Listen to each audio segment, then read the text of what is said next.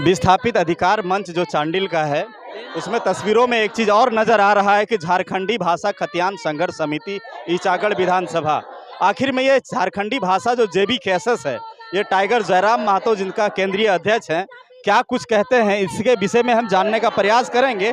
आखिर में ये विस्थापित लोग जो यहाँ पहुँचे हुए हैं राजभवन के पास, तस्वीरों में जो स्पष्ट आप देख सकते हैं, और इसके बीच में टाइगर जयराम महतो वाली पार्टी का जो समिति है उसका जो बैनर लगना, ये भी एक सवाल खड़ा करता है कि आखिर में इसका बैनर क्यों लगाया गया है। तो आइए हम जानने का प्रयास करते हैं। लोग उनके टाइगर जयराम महतो का टी शर्ट भी पहन के आए हुए हैं, क्या कुछ कहते हैं आइए हम जानने का प्रयास करते हैं।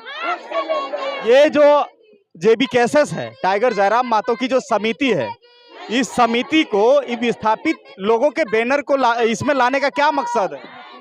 मतलब यही है कि अभी जयराम महतो का बहुत बड़ा वो कद हुआ है, और देखिए हम लोग विस्थापित का जो भी बने आंदोलन के लिए हम लोग जाते हैं तो सीधे धमकी मिल जाता है, सीधे धमकी।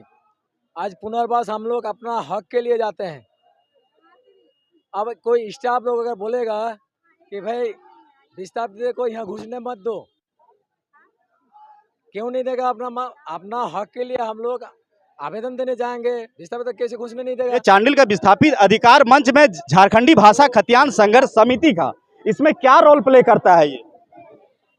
देखिए, हमारी जो भाषा खतियान संघर्ष समिति है, ये झारखंड के जितने भी ज्वलंत मुद्दे हैं, चाहे जितने भी जहाँ पे भी इस तरह का अन्याय हुआ है, तो हमेशा ही इन पीड़ित शोषित लोगों के साथ हमारी पार्टी खड़ी रहती है।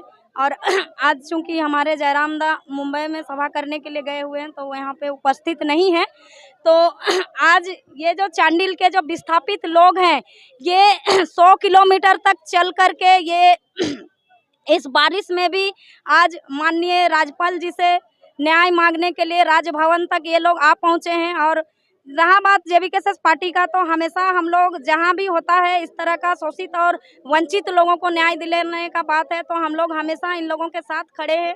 और इसीलिए ही आज हम लोग यहाँ राजभवन में माननीय राज्यपाल जी से वार्ता करने के लिए हम लोग उसके लिए भी कोशिश करेंगे। जैसे टाइगर जयराम महतो कहते हैं कि विस्थापन नीति हो या 1932 खतियान हो, चाहे नियोजन नीति या 60-40 नीति, बहुत सारी नीतियां को लेके वो जो है सो मुद्दा उठाए हैं, भाषा की लेके बात किए हैं, तो क्या ये चांडिल डैम में भी उनका एक बहुत बड़ा समर्थन है, क्योंकि यहाँ भी विस्थापन की बात हो रही है? जी बिल्कुल। हमारा जो जेबीकेएस है, हम लोग चाहे वो विस्थापन नीति हो, चाहे स्थानीय नीति हो, चाहे वो नियोजन नीति हो, राज्य में बननी चाहिए। और आज इन विस्थापितों का आप दर्द देख सकते हैं। ये विस्थापित जो चलकर आए हैं, तो ये जो विस्थापित लोग हैं, इनको बिना किसी विस्थापन नीति के विस्थापित किया गया। आज हमारे पास अगर विस्थापित नीति होती तो इनके साथ न्याय होता, तो इनको अपना सही मुआवजा मिल पाता, इनको न्याय मिल पाता, तो उचित एक विस्थापन नीति के तहत इनका विस्थापन होता। तो आज विस्थापन नीति का एकदम ही इस राज्य में जरूरत है, क्योंकि जगह जगह यहाँ ना सिर्फ चांडिल में, जहाँ कहीं भी अभी तक विस्थापित हुआ है, विस्थापन हुआ है, तो विस्थापन नीति के तहत विस्थापन हो। और हम भी यही मांग करते हैं सरकार से कि विस्थापन नीति जो है बननी चाहिए। जी बिल्कुल। क्या कहेंगे जयराम महतो को लेके, क्योंकि जयराम महतो की जो पार्टी है उसका बैनर आप पकड़े हुए हैं? जी मतलब जयराम महतो जो है हमारे, ठीक है सर, वो विस्थापितों के लेके काफ़ी मतलब दर्द को महसूस करते हैं। वो जयराम दा हमारे विस्थापित लोग के हक के लिए मांग करते हैं और सही चीज़ करते हैं, इसलिए उनका बैनर हम लोग पकड़े हुए हैं। तो कहीं ना कहीं देख सकते हैं कि जयराम महतो जो है विस्थापितों के लेके जो बात करते हैं, वो ये तस्वीर यहाँ झलक रही है कि राजभवन में लोग जो पहुँचे हुए हैं, लगभग 500-600 की संख्या में लोग यहाँ पहुँचे हुए हैं, जो तस्वीरों में अवश्य देख सकते हैं। ये कंटिन्यू जो बारिश हो रही है, मूसलाधार बारिश हो रही है, ये बारिश के बावजूद भी लोग जो है झोला वगैरह लेके, बैग वगैरह लेके जो यहाँ पहुँचे हुए हैं। और ऐसा नहीं है कि महिलाओं की संख्या पुरुषों के अपेक्षा बहुत ज़्यादा देखने को यहाँ मिल रहा है।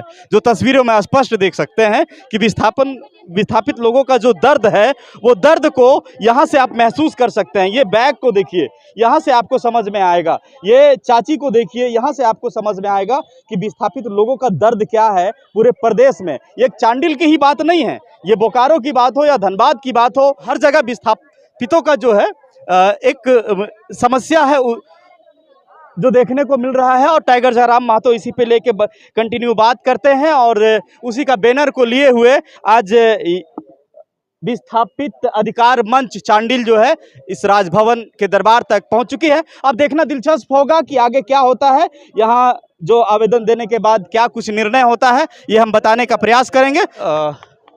भरी भीड़ में आप देख सकते हैं कि जो विस्थापित लोग आए हैं, इस एक चेहरा जो है एडवोकेट का, जो एडवोकेट देख सकते हैं कि यहाँ के सिविल कोर्ट के हैं। जानने का हम प्रयास करते हैं क्या कुछ कहते हैं और ये विस्थापन नीति को लेके क्या कुछ कहते हैं। यहाँ इन लोगों का जो मांग है 40-41 सालों से जो कंटिन्यू ये लोग मांग कर रहे हैं और सरकार कहीं ना कहीं नहीं सुन रही है।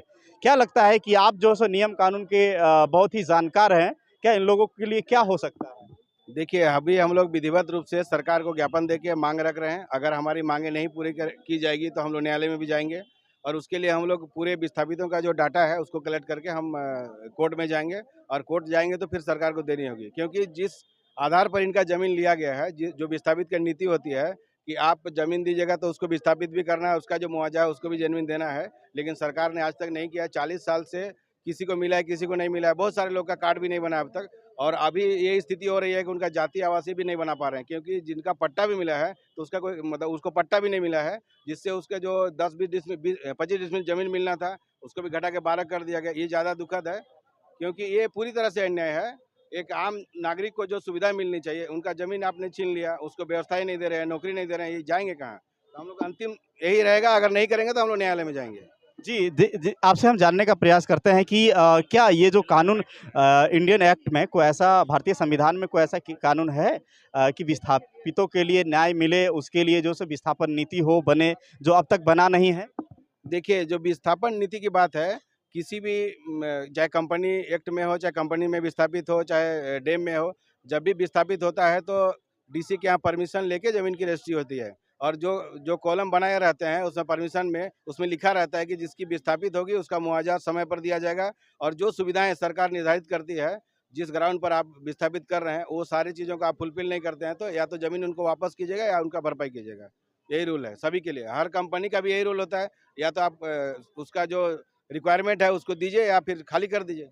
तो डैम में ज़मीन सबका डूब गया है, गाँव डूब गया है, तो ये लोग जाएंगे कहाँ? इनको सरकार 60 रुपया के हिसाब से इनका ज़मीन लिया गया है। आप बताइए, 60 रुपये डिसमिल कोई पैसा होता है? आज पैसा भी लौटा रही है तो ऐसा पैसा लौटा रही है जिससे कोई काम में नहीं आएगा। ये भी तो हो सकता है कि 40 साल पहले 60 रुपया का जो वैल्यू है उसमें वो वैल्यू होगा, अब वैल्यू बढ़ा हुआ है तो वो 40 साल पहले के वैल्यू के अनुसार मिला होगा, तो अब मिलना चाहिए ना, मिलना तो चाहिए ना, तो 60 भी मिलना चाहिए ना, वो भी नहीं मिला है तब का आदमी कहाँ जाए? इनका कार्ड नहीं है, इनको विस्थापित होने के लिए ज़मीन दिया गया, उसका पट्टा नहीं है, जाएंगे कहाँ? ये बड़ी दुखद है। नौकरी के लिए आप कार्ड देते हैं, नौकरी आपको मिलेगा 4th ग्रेड में, 3rd ग्रेड में, आपको नौकरी नहीं मिल रही है, जाएंगे कहाँ? इनके तो सब आप छीन लिए हैं। तो एक और मुद्दा गरमाया हुआ है कि 1932 खतियान को लेके या खतियान आधारित नियोजन नीति को लेके झारखंड में अगर विस्थापितों को अगर उसका पट्टा वगैरह नहीं बनता है, खतियान नहीं बनता है, तो फिर वो तो उस दायरे में आएंगे नहीं, तो उसका फिर क्या होगा? यही तो बड़ी समस्या है ना, जब आप जमीन छीन ले रहे हैं, जमीन दे रहे हैं, उसका पट्टा नहीं दे रहे हैं, तो लोगों को समस्याएं होगी। खतियान आधारित होगी तो खतियान नहीं रहेंगे तो फिर हम स्थानीय नहीं कहलाएंगे। इसीलिए हमारी लड़ाई सरकार से है, तंत्र से है। हमको जो मांग हमारी है उसको पूरा करें, नहीं तो फिर हम लोग जहाँ तक जाना होगा जाएंगे। यानी कि इन लोग का मांग जो है सो जायज है? हाँ, मांग जायज है, 100% जायज है। जायज है। तो देख सकते हैं कि वकील साहब जो सिविल कोर्ट के थे, इन्होंने भी कहा है कि इन लोग विस्थापितों का जो मांग है, यहाँ के स्थानीय लोगों का जो मांग है वो जायज है और ये जायज मांग को लेके कंटिन्यू जो है यहाँ आंदोलन कर रहे हैं। और ये चांडिल डैम की ही बात नहीं है, ये बात पूरे प्रदेश के है। जहाँ जहाँ डैम है, जहाँ स्थापित है, जहाँ डैम स्थापित है, वहाँ विस्थापित लोग का जो दर्द है वो यही दर्द है जो चांडिल डैम के लोगों के साथ जो दर्द आपको देखने को मिल रहा है। यानी कि आप समझ सकते हैं कि चांडिल ईचागढ़ यानी 120 किलोमीटर रांची से, वहां से 3 दिन कंटिन्यू भारी बारिश में, मूसलाधार बारिश में भी ये लोग पद यात्रा करते हुए, सत्याग्रह यात्रा करते हुए आज जो है राजभवन तक पहुंचे हैं। ये बहुत बड़ा सवाल खड़ा होता है सरकार की व्यवस्था पे, सरकार की नीति पे, कि आज तक सरकार ने अब तक क्यों नहीं इन लोग के लिए विस्थापन नीति बनाया है या सही मुआवजे दे रहे हैं, ये एक बहुत बड़ा सवाल खड़ा होता है। बहरहाल आप क्या कहते हैं